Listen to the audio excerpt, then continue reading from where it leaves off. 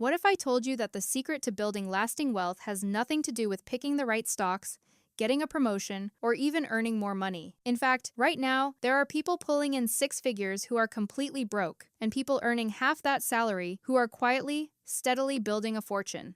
The difference has nothing to do with luck. It has everything to do with a system most wealthy people never talk about out loud. I have spent years studying how money actually works for people who stay rich, not just people who get rich for a moment. And what I found completely changed how I think about building wealth. Here is exactly what we are covering today. I am going to walk you through the quiet money system that wealthy people use to protect and grow their wealth for generations. And I am saving the most powerful insight for the very end, because most people completely misunderstand it, and it is costing them years of financial freedom. Point 1. Wealthy people treat income and wealth as two completely different things. Here is something that will mess with your head a little. Most people assume that a high income automatically creates wealth. But think about someone you might know, maybe even yourself, who earns decent money, pays their bills, lives comfortably, and still somehow never seems to get ahead.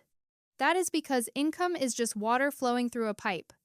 Wealth is the reservoir you build when you stop letting all the water drain out. The wealthy understand this distinction early. They earn money, yes, but they do not equate earning with having. They immediately redirect income into assets before lifestyle creep has a chance to absorb it. The actionable takeaway here is simple. Before you spend a single dollar of your next paycheck, automatically move a percentage, even 10 or 15%, directly into an investment or savings account. Pay your future self before you pay anyone else. Now, once you understand the income versus wealth distinction, the next question becomes, where does all the money actually disappear to? Point 2. The hidden cost of your lifestyle is silently draining your wealth potential. Every purchase you make has two price tags. The first one is on the receipt. The second one is the ongoing cost of ownership, maintenance, storage, insurance, and opportunity cost. And that second price tag is often larger than the first. Think about a car, for example. The sticker price is just the beginning. Insurance, depreciation, repairs, fuel, registration, and parking fees can easily double what you actually pay over time. Meanwhile, that same money invested in an index fund over 10 years could have multiplied significantly. Wealthy people calculate the full lifetime cost of what they own before committing to it. They ask not just what does this cost to buy, but what does this cost to keep? The takeaway here is to start running a true cost calculation on your next major purchase. Add up the purchase price plus estimated annual costs, multiplied by how many years you will own it. The real number might genuinely surprise you. And speaking of surprises, here is something most financially stuck people never consider. Point 3. Your spending environment is more powerful than your willpower. Relying on discipline alone to control your spending is like trying to lose weight by keeping a candy bowl on your desk and just trusting yourself not to eat from it. It does not work consistently. Wealthy people do not trust willpower. They engineer their financial environment so that good decisions happen automatically and bad ones require extra effort. Practically, this means setting up automatic investment contributions so the money moves before you see it. It means removing stored payment details from shopping apps. It means introducing a waiting period of at least 24 hours before making any non-essential purchase. You will be amazed how many things you desperately wanted on Monday feel completely unnecessary by Tuesday. The wealthy build systems, not just intentions. Your action step is to identify one financial friction you can add to your spending and one convenience you can add to your saving this week. All right, still with me? Good, because this next part is where most people go completely wrong. And it is the reason so many high earners stay financially stuck no matter how much their salary grows. Point 4. Lifestyle inflation is the wealth killer nobody warns you about. Here is the trap. You get a raise, you upgrade your apartment. You get another raise, you upgrade your car. Bonus comes in. You book a nicer vacation. By the time you look up, your expenses have grown in perfect lockstep with your income. This is called lifestyle inflation, and it is the single most common reason people who earn well still have nothing to show for it. The wealthy break this cycle by deciding in advance what enough actually looks like for them. They choose a lifestyle floor, and they hold it, even as their income climbs. The gap between what they earn and what they spend is where actual wealth is created.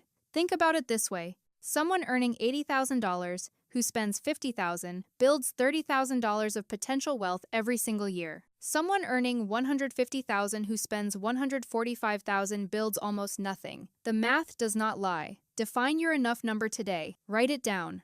Guard it fiercely. Point 5. The wealthy multiply money through assets, not effort. Most people trade time for money indefinitely. Work more hours, earn more money, stop working, money stops. Wealthy people eventually flip this equation. They accumulate assets that generate income while they sleep. We are talking about index funds, dividend stocks, rental income, business equity, anything that puts money in your pocket, whether you showed up that day or not. The key insight here is that you do not need to be rich to start. You need to start small and stay consistent. Someone who invests $500 a month, starting at 25 years old, earning an average annual return of around 8%, ends up with over $1.5 million by age 65. Someone who waits until 35 to start the same habit ends up with less than half of that. Time in the market is the unfair advantage available to everyone. The takeaway is to start investing something, even a small amount, today. The best time was yesterday. The second best time is right now. Point 6. Wealthy people protect wealth from erosion with the same intensity they build it. Building wealth is only half the equation.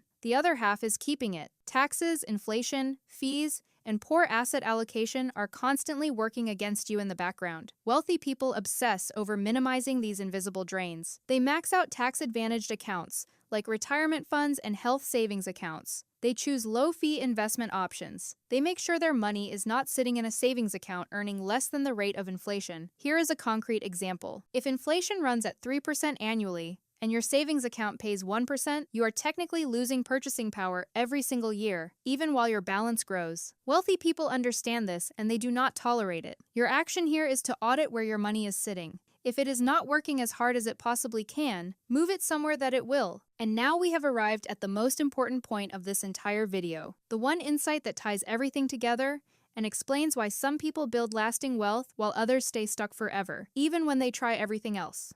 Point 7. The real money system is built on optionality, not accumulation. Here is the truth that most wealth conversations completely miss. True financial power is not measured by what you own. It is measured by the choices you can make. Can you leave a job that is destroying you without financial panic? Can you handle an emergency without spiraling into debt? Can you take a calculated risk on a business idea because you have a cushion to land on? That is real wealth, not the car in the driveway or the square footage of your home. Those things actually reduce your options because they chain you to maintaining them. Every dollar tied up in things you do not truly need is a dollar that cannot buy you freedom when you need it most. The wealthiest, most financially secure people I have studied do not have the most stuff, they have the most options. And they got there by intentionally building a wide gap between what they earn and what they need to survive and thrive. When you shift your definition of wealth from accumulation to optionality, every financial decision changes. You stop asking, "What can I afford?"